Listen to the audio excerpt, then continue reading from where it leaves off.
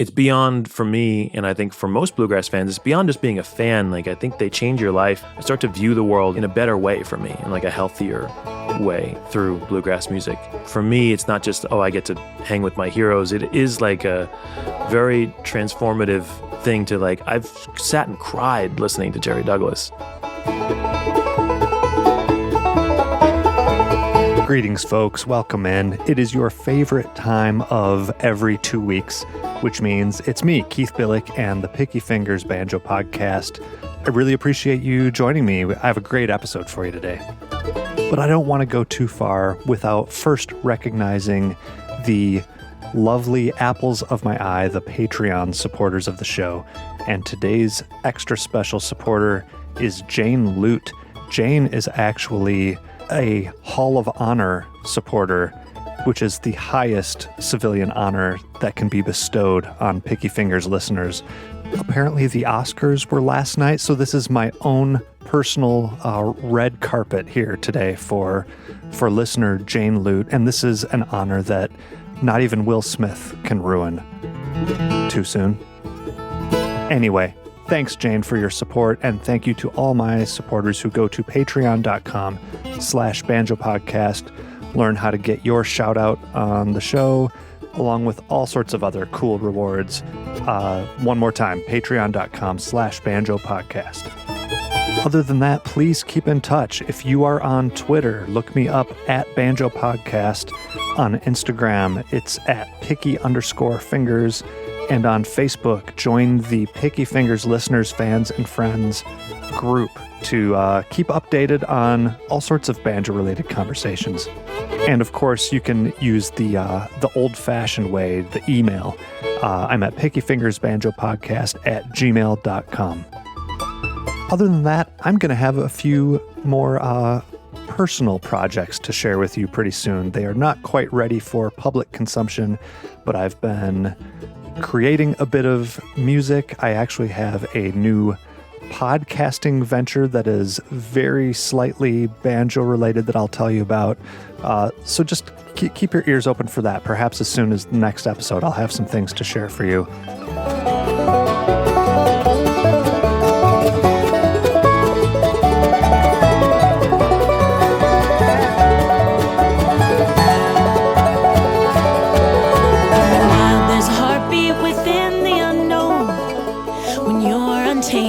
You can't be thrown. For every mile and every stone, it's you and me. You're not alone. You are my home. So if these wayward winds against our backs are howling. Today's featured guest is Eric Lindberg of the band Nefesh Mountain. Eric is an extremely talented banjo player, guitar player, singer, songwriter, arranger, and it all just gets into that Nefesh Mountain mix. They're a really great band and have sort of a unique slant on this whole bluegrass thing. They have brought their experiences as Jewish Americans as part of their songwriting and presentation of their live shows. And they just have a really great, fresh sound, which has rightfully got them a lot of high praise from music critics and fans. So I have a feeling you're going to love hearing all about it from my guest. So here he is, Eric Lindberg of Nefesh Mountain.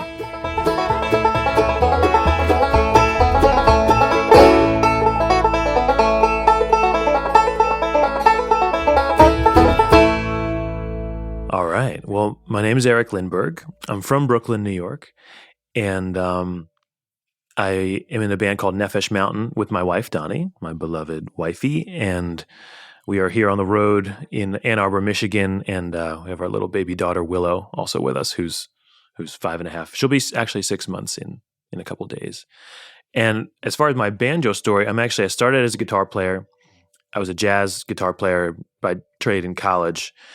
And I was the kind of guy that secretly I'd do all the jazz homework and I would learn all my Wes Montgomery solos and transcribe the Charlie Parker stuff, but I would also secretly practice Tony Rice and listen to tons of Flecktones. And I was like closet bluegrass freak at the time, even though I was in jazz school.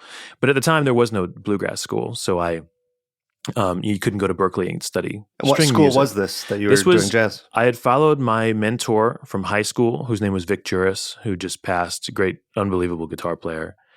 And I followed him to Mason Gross School of the Arts at Rutgers, of all places. Okay. And it's a great jazz school, amazing faculty. I had a great experience there, a small program, so I got a lot of attention. But I had this other love of bluegrass and everything. Now, you mentioned that you were a closet player. Was this something that you needed to be, quote unquote, closeted about? Like, would you have brought shame upon yourself had people known that you were listening to Tony Rice? And not really, but nowadays I feel like it's changed so much.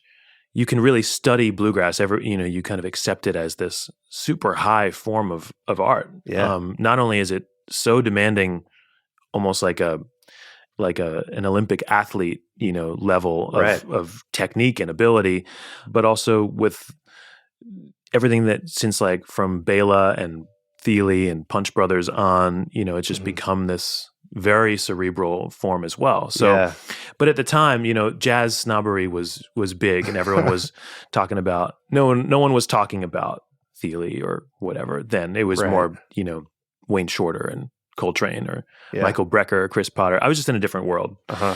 So no, I didn't need to be closeted about it, but it was my, there was something, I loved it. And I didn't love it I didn't love jazz the same way, actually. I loved the soul of Americana music, of bluegrass and all that. How did you even come upon that? You just said you were in this other world, so that makes it, there must have been a crack. There was a in crack there somewhere that Tony Rice snuck through. It was actually the Flecktones that snuck in, because it was really like my two big people in my orbit were Pat Metheny at the time and Bela. And there's a lot of Flecktones. And then through immediately kind of, I was into the Flecktones, but then I bought, right around that year is when his, it's 20 years ago now, right? The Bluegrass Sessions album. So from there, I'm like, there's my Tony Rice. And it didn't quite happen in this order, but then very quickly, Sam Bush, Jerry Douglas, Stuart Duncan, that crew. Yeah. Once you start pulling on that thread, all these people start. Yeah. And I'd been aware of, like, I'd listened to Flatt and Scruggs and Bill Monroe and all that. So I knew about all that world. But from that record, that Bluegrass Sessions, Acoustic Planet Volume 2, that was the big, all the stuff that I was doing in jazz school could still be applied. And it was with melodies and harmony that I actually thought was way more interesting. Yeah. Yeah. Just I thought it was just more beautiful. I didn't need sharp 9 chords in every song, or for everything to be like a jazz theory experiment. It was just like, this is beautiful, amazing music, and they're still improvising over it. So this is what I want to play. That was one of the main albums that caught me, so I can totally relate. Yeah. Now, maybe I missed you saying this, but so you were there for guitar, and when you were listening to all this bluegrass stuff, were you already playing some banjo, or was this still guitar? No, so I know I'm on a banjo podcast, but I didn't play banjo yet, but I'd always wanted to, and it was only guitar. And after college, I was doing a lot of jam band stuff and playing all different kinds of things, and I was guitar forever. I think what I'm leading to is that the banjo and what the music that we make in our band now, I had to find myself, I think, over the years and really listen to my heart. And I think in college, I knew, you like this music, you should be playing this music. But I thought otherwise, like, I'm in school for jazz, I should be playing jazz, I should do this. You've already put so much work into this. Yeah, work and money and student loans or whatever. Yeah. But what we do now with our band, with Nefesh Mountain and the banjo, it's all me basically following what I know is true to me, like the music I really genuinely love, and that is bluegrass Americana. So the story goes back in 2013, I think it was. My wife and I were playing in a different band before our band now. We were playing in San Francisco, and I was playing a lot of bluegrass still at the time, but we happened to see Bela, of course, my roads seemed to lead back to him, play a solo show at San Francisco Jazz. And the next day I was like, nah, that's it. I'm buying a banjo. And I went out to a place called the Fifth String in Berkeley and bought an open back gold tone. I forget what model. And I started learning from there. And I've been playing for about 8 years, banjo. Okay. But, I've been playing guitar forever. And I think that my approach to banjo is, first of all, very guitaristic as far as my left hand goes, in terms of the fretting and the theory and whatever I've known from just being a musician in different walks of life. And I really put in the homework to get the Scruggs thing going with my right hand, to get, really try to learn real banjo. And that's been my great love of trying to learn this thing for the last 8 or so years, or however long it's been. Is trying to make yourself more traditional, you think? Is that what you mean? I'm just not going to be that guy, the traditional guy, but I really enjoy pulling it out when it needs to. And I enjoy composing, I think, more than anything on the banjo, and finding you just can't do things on the guitar like you can do on the banjo. And it just doesn't have the same range, it just is, to me, it's a whole different thing. Yeah. Even though 3 of the strings are the same. Right. And the one's just down a whole step. It's totally different. And then you just can do all these things. And I think also just everyone from Scruggs to Bill Keith to Trishka and Bela, all the things that they do, that even if you played like sixths on the guitar or something like that, it just screams those guys and a certain banjo style. And that just only sounds like that on the banjo, to get that thing. And whenever I get to play things like that, I'm happy. Yeah. I'm like thrilled to hear those notes coming out of the thing. So when you very first started, did you go right for that Bela-ish jazzy sound right away? No, I did take some lessons with Tony Trishka, we live in North Jersey, and Trishka doesn't live all that far from us. And Tony's one of my great heroes, of course. Yeah.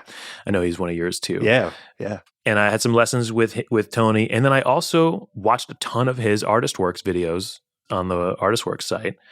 And in between kind of touring and playing, there was always something I needed to learn from, because he's so rooted in Scruggs style. Yeah. Even though he's like out in outer space as well. Trailblazer. Yeah. Right. He's just the best ever. So, and to me, I got whatever Scruggs stuff from transcribing Earl and from Tony's online stuff and from studying with him. I imagine you did a lot of transcribing in jazz school. I did. Okay. Yeah. What did you think of trying to transcribe banjo when you started doing that? Was that a different world, having this fifth string happen and all that? Or how do you feel like you adapted to this type of learning? That's a really great question, because the banjo's not linear in the sense of any other jazz instrument, even jazz guitar, where you're taught, don't even play open strings. So for the banjo, where everything to me that sounds like the style I want it to is coming out of the melodic thing, where it's obviously on paper it's linear, but you just don't figure it out that way. And there's all these different ways to play every kind of melody. So it was difficult. It was really difficult to be like, where is that happening? And it was I would say a good 3 years of grueling, kicking my own blank. Yeah. It's hard. Yeah. It still can be difficult. It's really difficult. It is. And I'm kind of, I hate myself sometimes because I play guitar and banjo in the band, and I'm constantly picking both up during a show. Occasionally I'll even play clawhammer, or like more of a frailing kind of folky tune in the show. And it's hard to play all that stuff at once, to flat pick and then grab the picks in my pocket and play something quick, but and be right up to speed. And be up to speed and play in time and swing and have feel. It's hard. But yeah. I'd be really curious to hear what aspects of your jazz education have transferred over. Is there anything specific that you think gave you a real advantage in terms of your banjo playing? I don't know. I should be quicker on that answer, because it's in there somewhere. I think my sense of harmony, it drives whatever is happening for me on any instrument. And I just think the reason why it wasn't crazy for me to learn banjo 8 years ago is because I fully understood the theory of everything that was about to happen for me. I just needed to figure out the mechanics. Okay. But kind of like you said, like there's certain things that just don't even if you know all the theory in the world, doesn't necessarily help you on banjo. To know even just the like that there's like little bends and right. and like out of tune stuff that you do. So it's all like that's the genius of Earl, is that it doesn't. All the Scruggs licks and solos and arrangements are purely based on melody and beauty and to me not theory. So that's where I thought that maybe my knowledge of jazz would help me in that sense, but actually I don't think it does. I think it's like a whole nother brilliant thing. Perhaps you even catch yourself at times over embellishing, but I'm yes. Projecting here. I'm wondering if that maybe happened. Yeah. I mean, I overdo a lot of stuff that I'm guilty of constantly. But no, I think with bluegrass, that the jazz, the harmonies, I think it's the attention to trying to play melody and trying to improvise. I think that was where it all really comes in, and my sense of harmony. I do also like there's some tunes that I haven't really recorded that I wouldn't call them jazz tunes, but they're a little bit more of I can play a little bit of one. I think I call it the Atlantic Waltz. It's definitely not a jazz tune. I wouldn't call it a jazz tune, but this might be more of my jazz sensibilities coming in.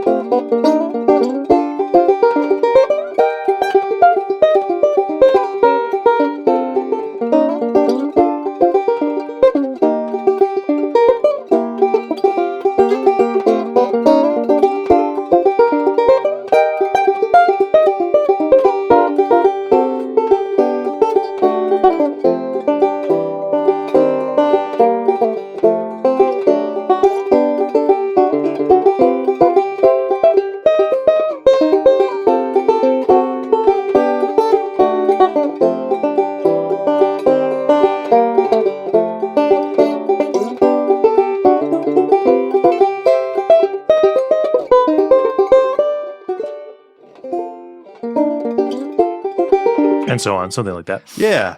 So it's definitely not free jazz out harmony stuff, but it's not Earl's breakdown either. No, it's somewhere in between. Yeah. I don't know if that, it doesn't really answer your question, but that's I don't know if that's, it's not jazz. It's somewhere in between it all.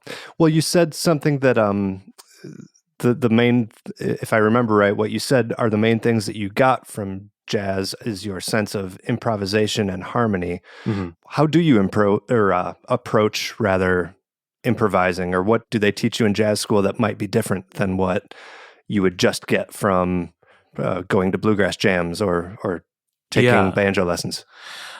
It's another great question. And what's interesting is that on banjo, I think I've committed to my studying the banjo so much that I don't improvise the same way. And I'm working on this for myself, just trying to play the same way I would on guitar as I would on banjo. Because on guitar, everything still feels linear to me and I can access lines in the same way. Okay. But when I'm playing banjo, my improvisation is actually accessing a different, I'll improvise with more, they're like more pick patterns, but over changes, so to speak. Mm-hmm. There's like little things that I played the sixth before that everyone does, because there's just an endless kind of supply of improv that you can do over harmony there and play over the bar line and all that stuff. There's also these little right, that I'll play a lot of that stuff over.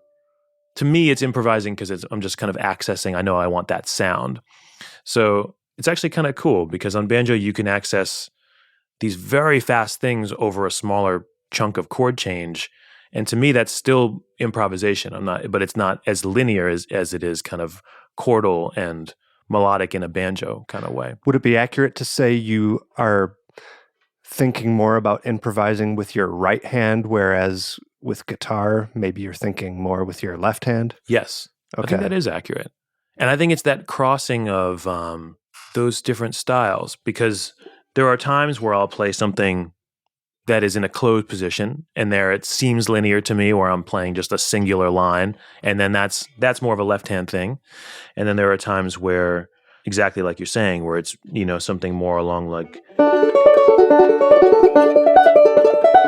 and that's kind of more of a static shape on the left hand and more of a pattern thing on the with the right. Does that make sense? Okay. Did I explain that right? I think so. Yeah, just being able to use these shapes as launching points for different things that you can do with your right hand.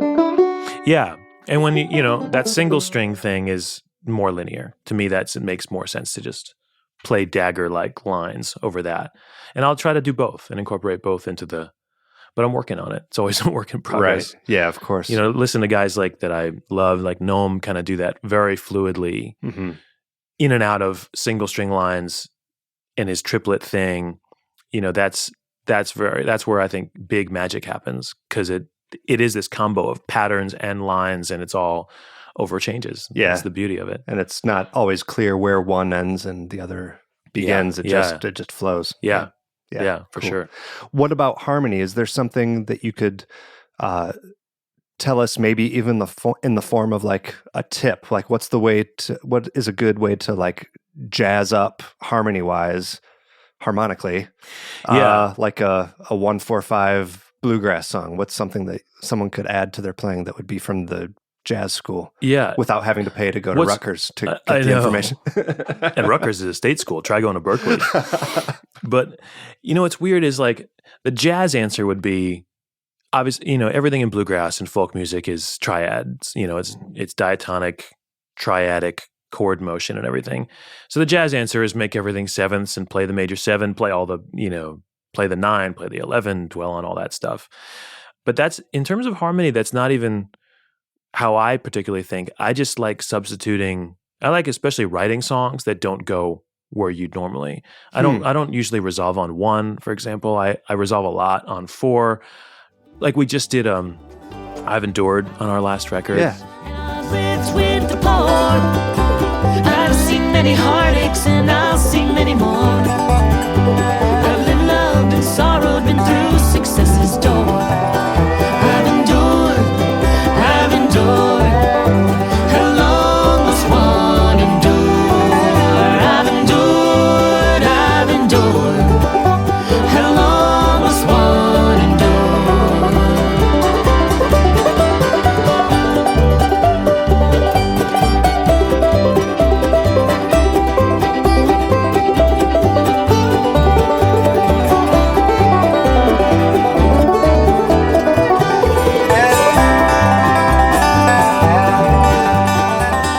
It's not a jazz reharm, but I like the little thing that we did, and Bryan Sutton plays great guitar on this track on the record. Just a little plug. That helps, yeah. Yeah. But she did like, born in the mountains many years ago, I climbed these hills and valleys through the rain and snow. I've seen the lightning flashing, heard the thunder roll.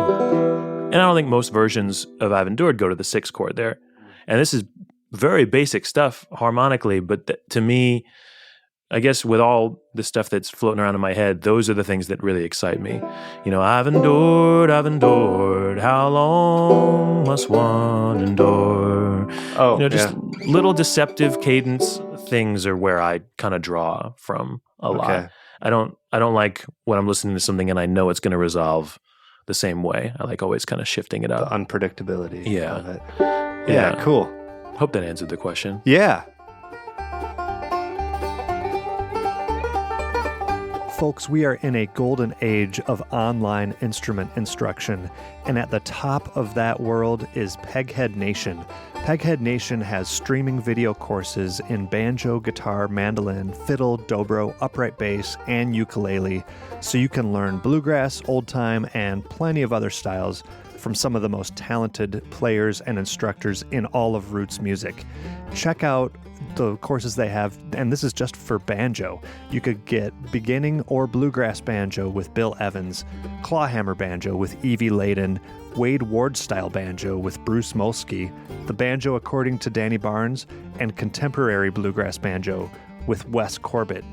Each of those courses include high-quality video lessons, downloadable notation and tab, play-along tracks, and plenty of tunes and songs to play. And the best thing yet is you're going to get your first month free just by being a listener of this show. So go to pegheadnation.com and use promo code pickyfingers at checkout and claim your free month of the best instruction out there. And if you find yourself needing a banjo or accessories to get ready for those Peghead Nation courses, I highly recommend you check out Elderly Instruments, which is the world's most trusted source of new, used, and vintage stringed instruments, including banjos, guitars, violins, mandolins, ukuleles, all that stuff. They're going to have the best instruments you can find anywhere, and we're talking everything from the more affordable instruments for people starting out on up through the most highly sought-after vintage instruments. Elderly Instruments has been family-owned since 1972, and if you can't make it to their Lansing, Michigan showroom, you can see their full selection at elderly.com or give them a call at 517-372-7880 for some professional advice on all of your banjo and other stringed instrument needs. And you know what all these stringed instruments have in common? They all sound better with GHS strings. GHS Strings is another sponsor of the Picky Fingers Banjo Podcast, and I'm proud to say they have been made in Battle Creek, Michigan since 1974. And if you don't want to take my word for it, maybe you'll believe such people as J.D. Crowe, Sonny Osborne, and Bela Fleck, just a few of the many, many users of GHS Strings. So go check them out, ghsstrings.com. They have a wide selection of gauged sets so that no matter what you're looking for, you'll be able to find something there.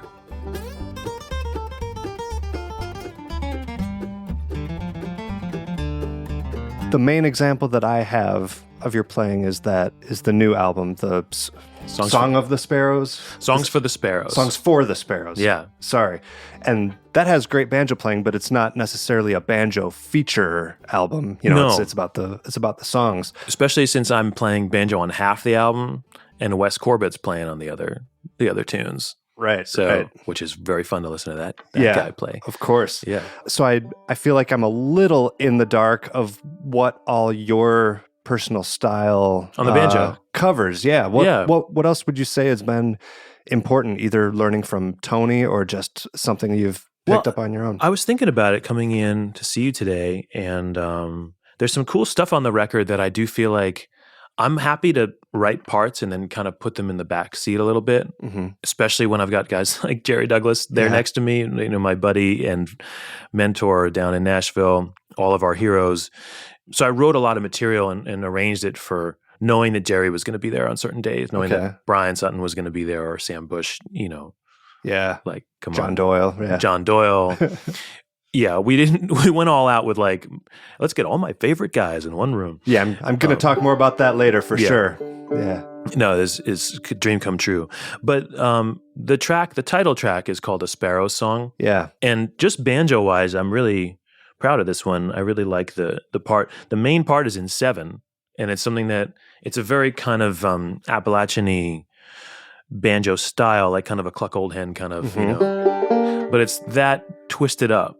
And I think we wanted to put this spin on the idea behind the sparrow song, like there's all these birds flying around in the sky. And to us on the whole record, we used the sparrow as a totem to represent our ancestors who had fallen in the Holocaust. And so it's a little bit of a darker song. But the main part goes like this.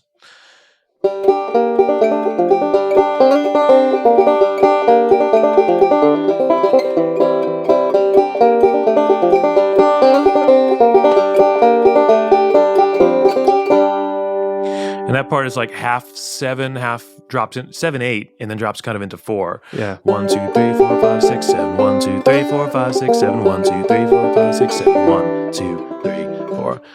It's hard to play and sing that. I bet. And talk through it. But there's a lot of parts, and it kind of in the bridge of this song also breaks into this very hairy kind of Zeppelin-esque harmonic breakdown banjo, super banjo feature. That part goes like this.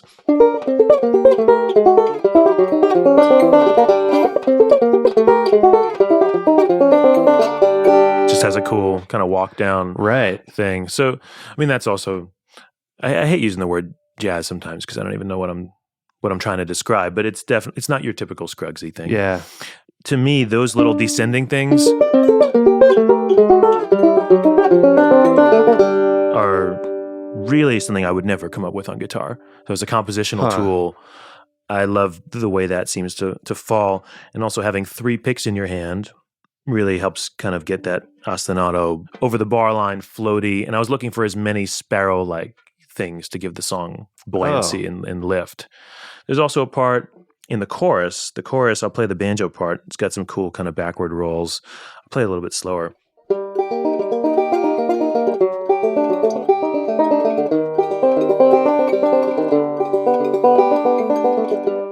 And the words there are, and so we sing a sparrow song for those who were told they don't belong.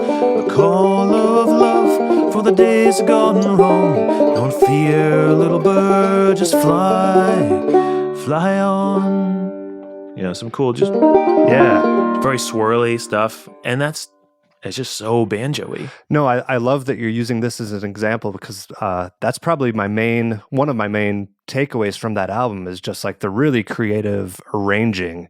It's well beyond verse, chorus, solo type of stuff. There, even just under the singing, there's so much rhythmically that happens that, you know, I can recognize that all takes work to figure that out. It's a subtle thing as a listener, but it does make an impact. Yeah, I do think I write more banjo parts than I do specifically guitar parts.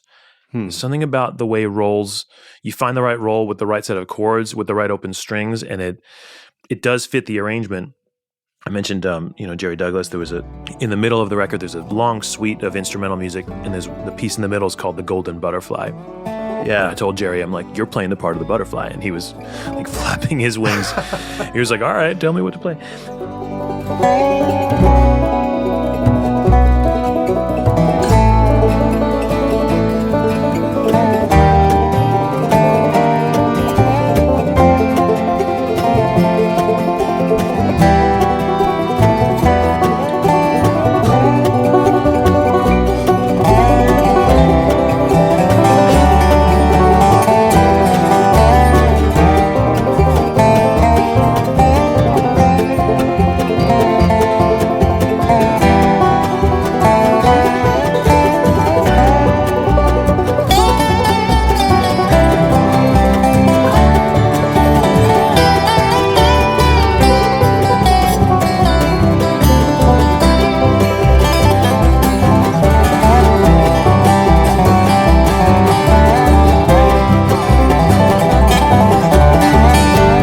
But the kind of soul of the butterfly is in this banjo feature, and it's another one of these. I'm playing the same roll with my right hand, but it's that's up. Played a little slower if anyone wants to transcribe it, but fast. It's kind of this.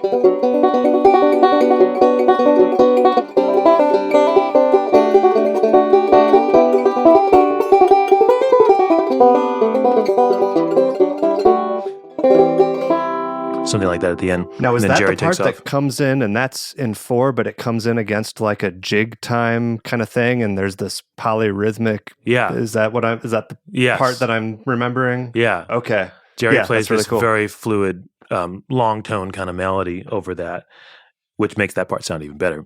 Right. But again, that part is not the feature. The feature is the melody. Mm-hmm. But I just, hopefully these are, for all you banjo fans, those are just all ways that I particularly use the banjo in a very cinematic, to me.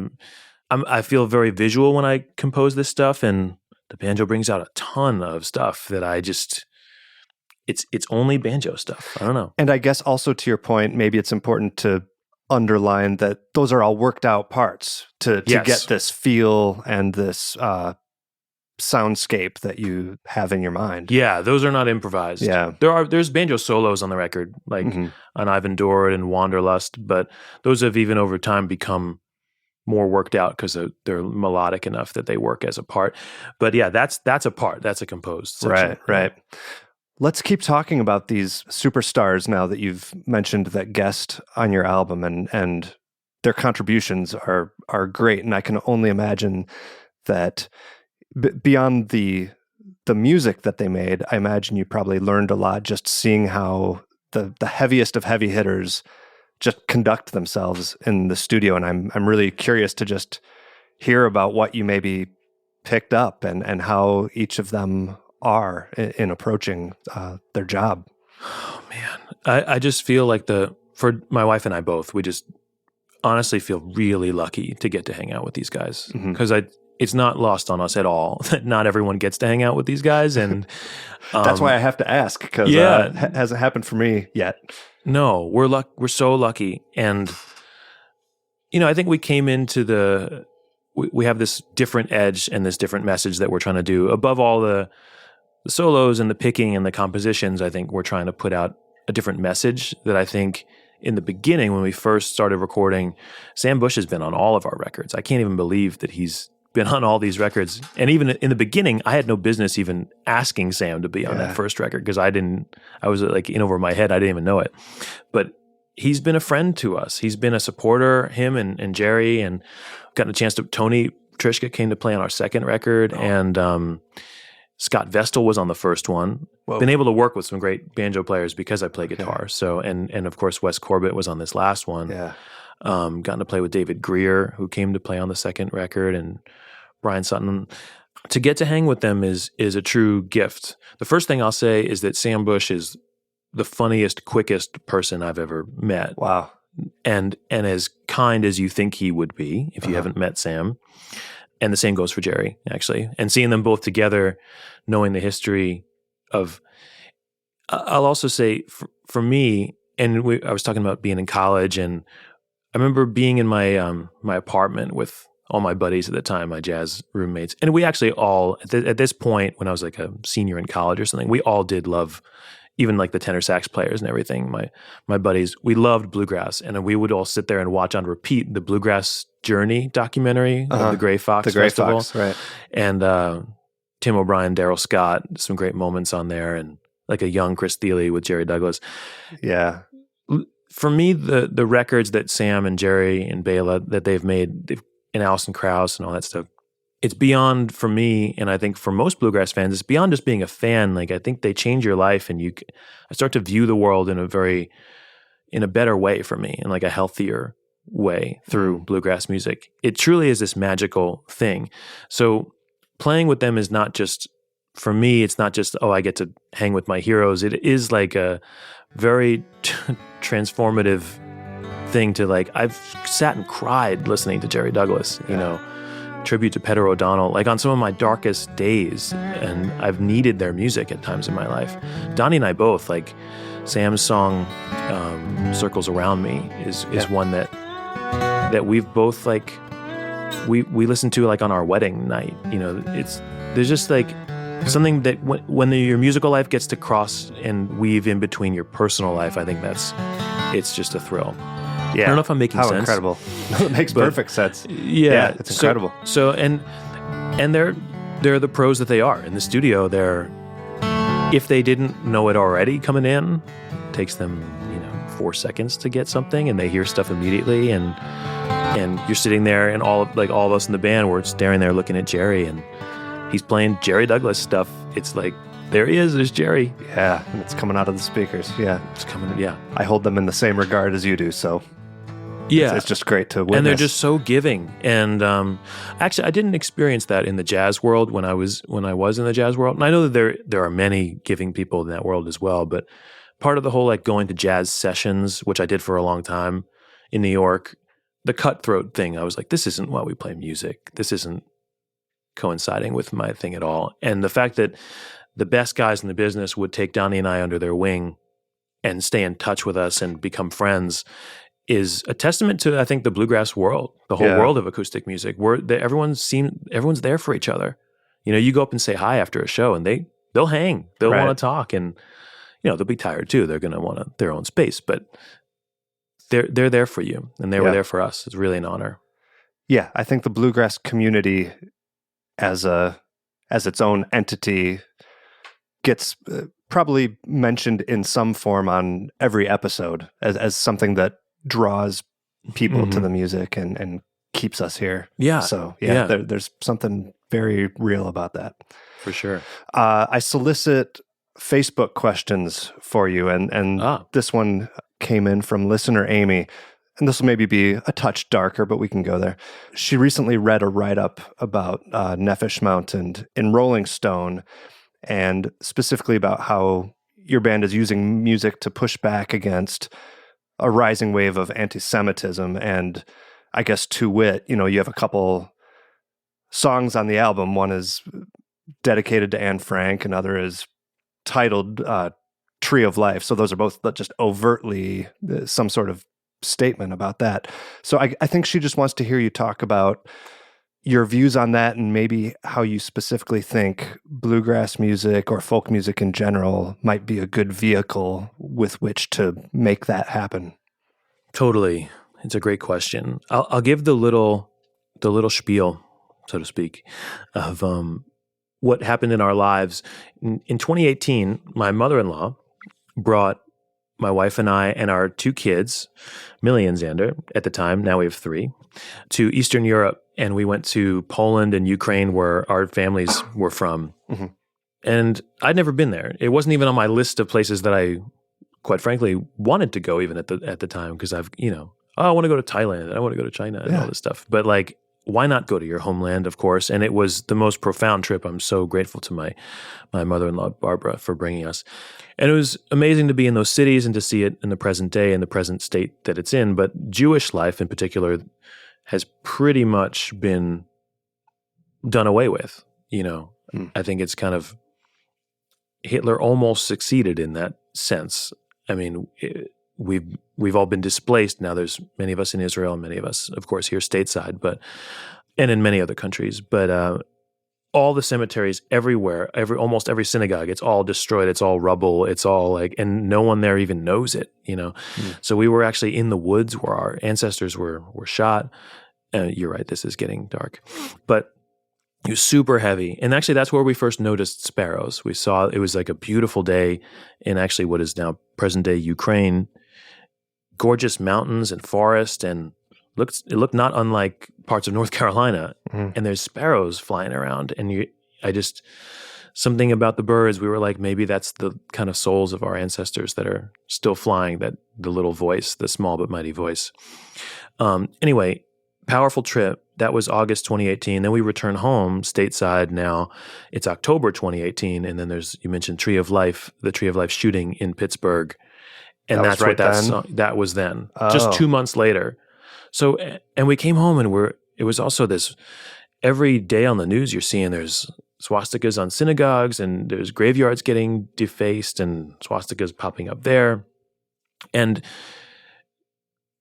this history of for us as Jewish Americans, of our own people, so to speak, is a big part of who we are. And we're talking a little bit about this before we hit record, I think, but the idea of being Jewish is, in my lifetime, has only been like a religious thing. But I'm really interested in, with this band, we're really interested in what it might mean to talk about it as being a cultural thing, moreover than just, do we pray on Shabbat, or do we celebrate Hanukkah, or stuff like that, which is great, and everyone can do their own version of that. But what we've realized is, the more we lean into this, the more we talk about who we are ourselves. Like, we are Jewish American. This is, if we took a DNA test, it would tell me you're Jewish American.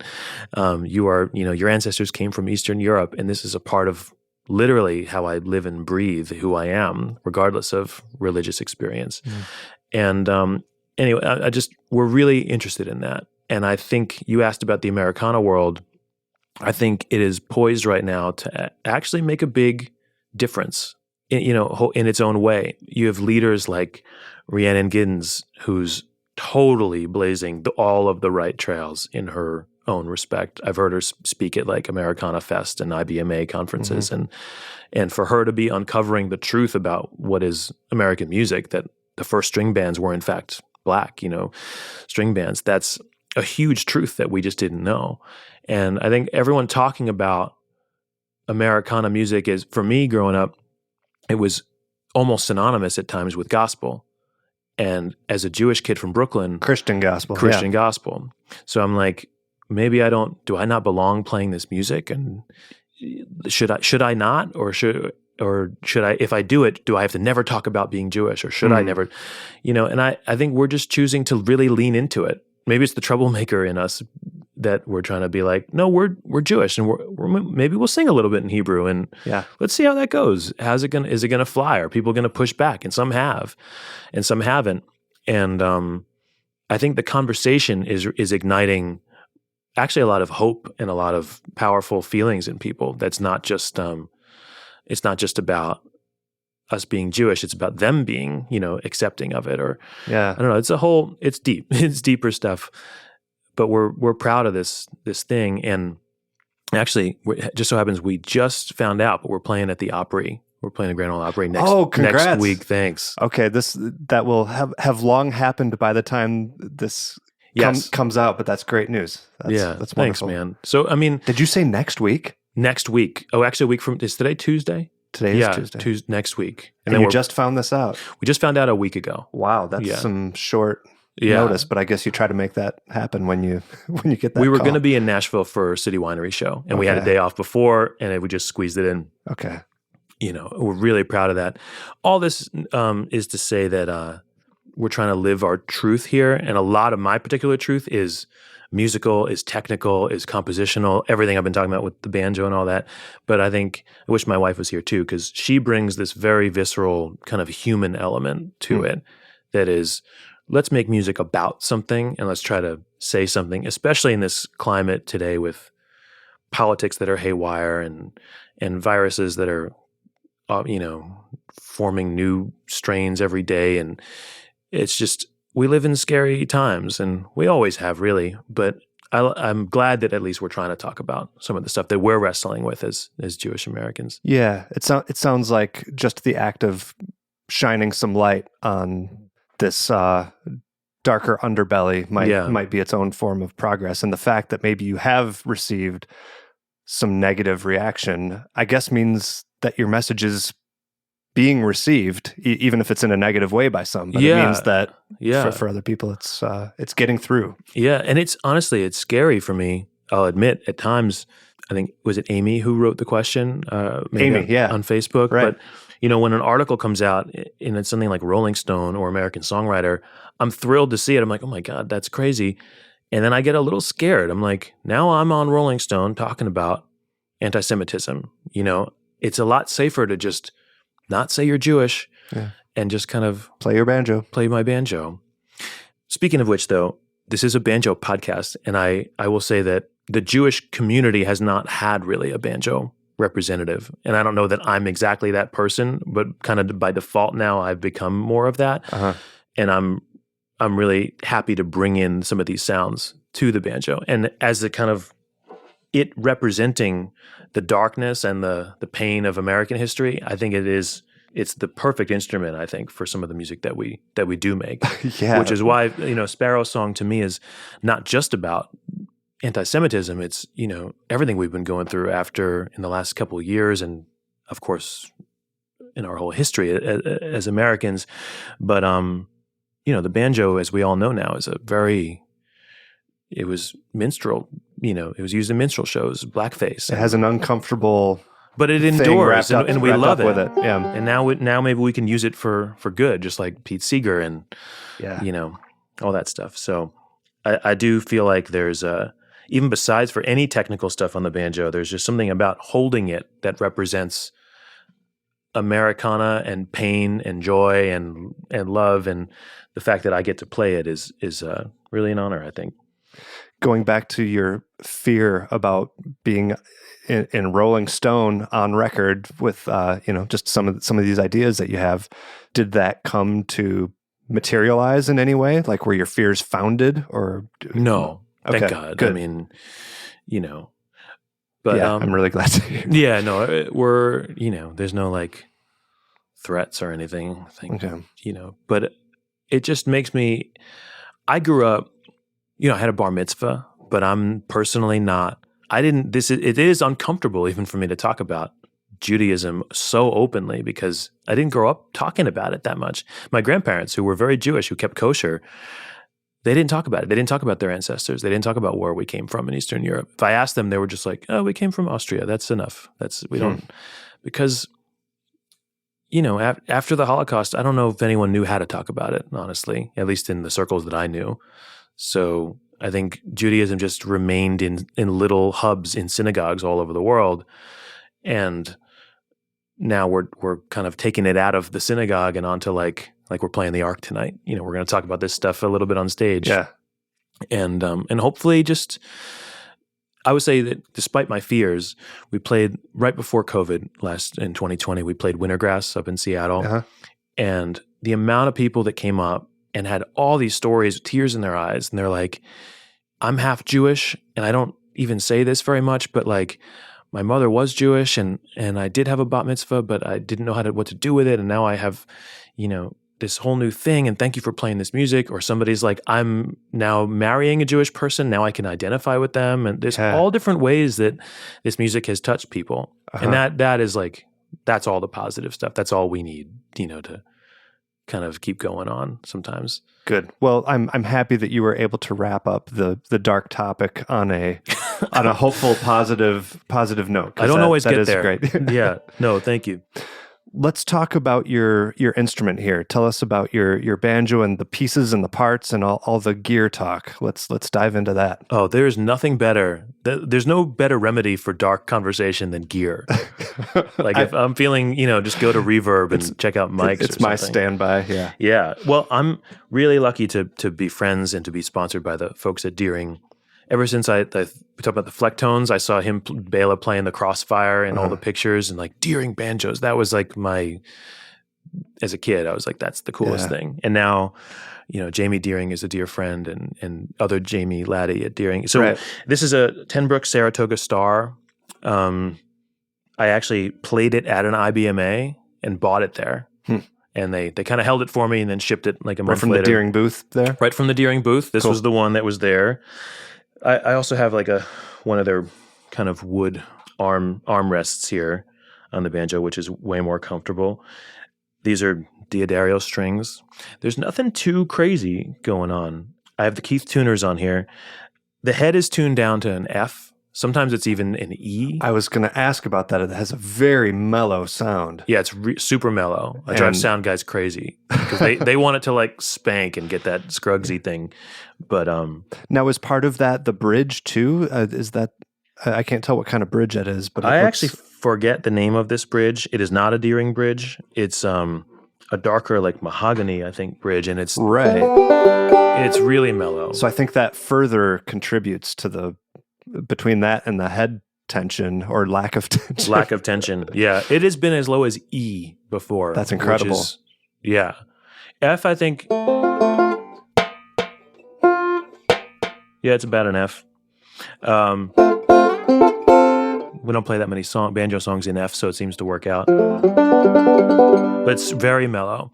Actually, I got to hang with Jens Kruger also just right before COVID. And he played. This is his tone ring too. This is with the Jens Kruger tone ring, not the 06 or 010 or. There's one called the 06, but I don't know which is which. And there's that 06 one. They do make this model with that. That's a little bit more kind of standard bluegrassy sound. Mm-hmm. But I like that Jens. The whole story of this tone ring apparently was made by a company who pours bells in Europe for churches. Uh-huh. So it's literally like a church bell, that could be 1,000 years old inside the banjo. Yeah. It's very ringy, very chimey, and it's also very mellow. And I think I really like, I like that softer sound. For a lot of your jazz ear coming back through. It's that like Matheny, all the trebles rolled off and everything's super, I try to play as much down by the bridge as possible. But when we're really playing bluegrass, I'm sorry, not by the Down bridge, by by the the neck, neck. yeah. But if I play the same banjo,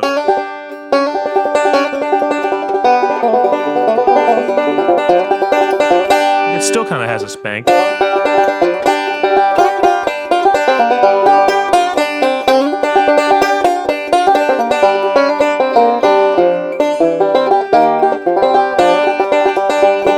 You know, probably distorting the speakers a bit.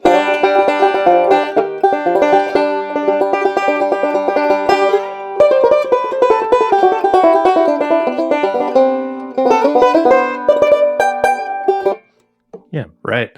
I see you have a let's go through like your performance gear. I see you have a pickup on there. Take us through pickup or microphones, or I don't know if you have like stage pedal boxes or anything like that. I play through a Felix.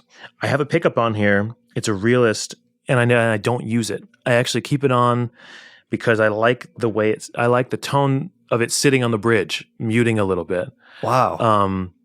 I And it's a installed it. Realist. I'm familiar with Realist bass pickups. I've never heard of a Realist banjo pickup. They have it. It sounds great. I didn't realize that. I didn't put it on to not use it. I put it on to use it. Yeah. But over the years, I play it. It's in my bag. It's the Audio Technica kind of gooseneck mic that comes around. I forget what number it is. Is that the Pro 35? Yes. Okay. I think that's it. And I used to have a DPA, but that actually was too much. It was like too detailed for the banjo. And I think the AT kind of live, it seems to kind of have its own sort of compression and get it to really come through the mix a little bit more. Huh. So actually our fiddle player is using my DPA on his fiddle right now, which sounds great on his fiddle. So you're just using a mic. There's just used the no mic. pickup, and that's going through the Felix. That goes through the and Felix. that's it. And that's it. Groovy. Yeah. I used to put the Realist and the mic through and give them a blend. Yeah.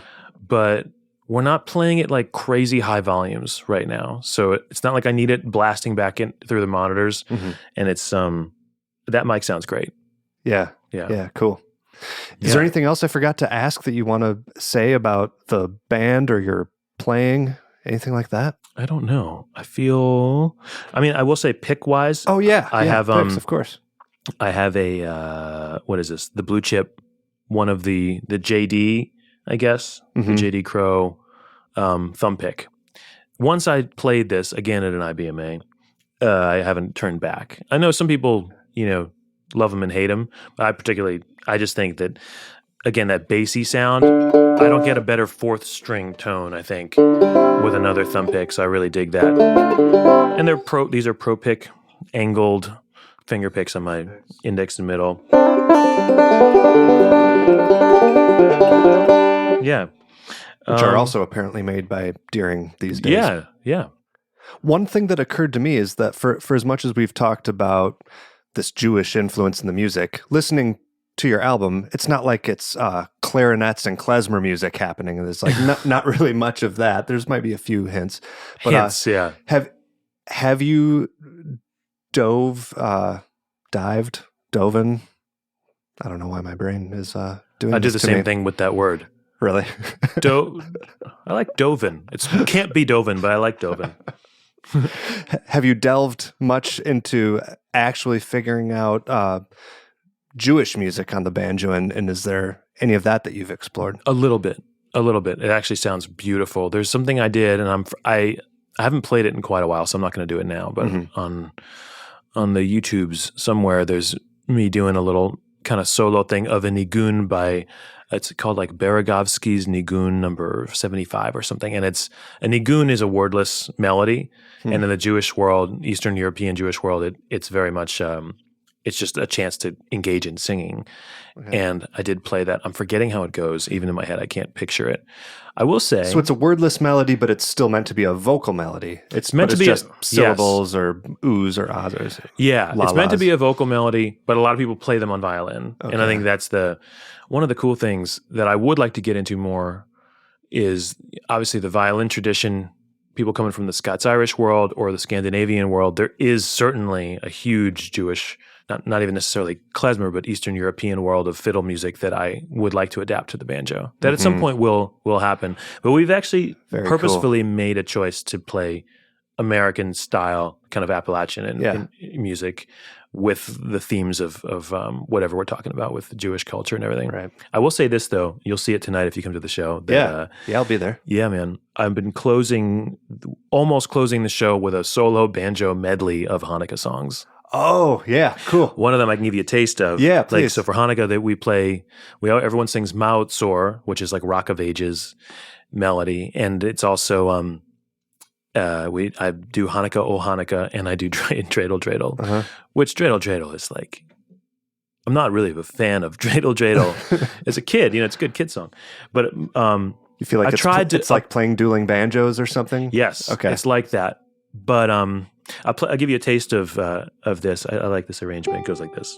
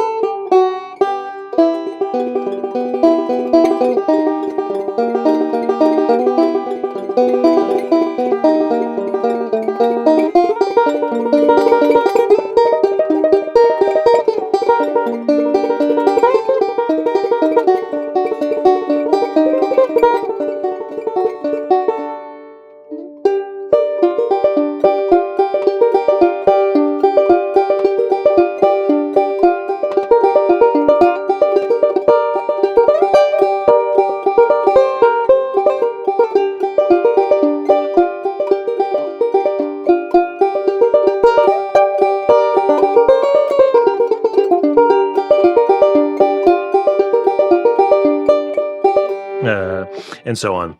Yeah, very cool. That's your arrangement, I assume? It's my arrangement, yeah. We can cool. cut that. Should I play a shorter version? Is that too much? No. Okay. It's podcast. It can be however long I want it to be. Okay. Leave us with internet links. How do people find you and Nefesh Mountain and all of your music and tour dates? Sure. It's nefeshmountain.com. Nefesh means soul in Hebrew. It's Nefesh mountain.com. All our albums are there. Spotify and all the things that we have to do now. Tour dates are all online. And I'm not sure when this will air, but we have a runs coming up in January on the West Coast. We're going to be at Wintergrass again in February. We're excited to be out there. And again, with our baby, who's our little dream come true. Right. She's on the road with us with our tour nanny. We're doing it. Excellent. Wow. Yeah, that's bravery right there. of all the things to be worried about Rolling Stone, you're braving it all, taking a baby on the road. I know, right? Thanks, man. Appreciate it. Yeah, thank you.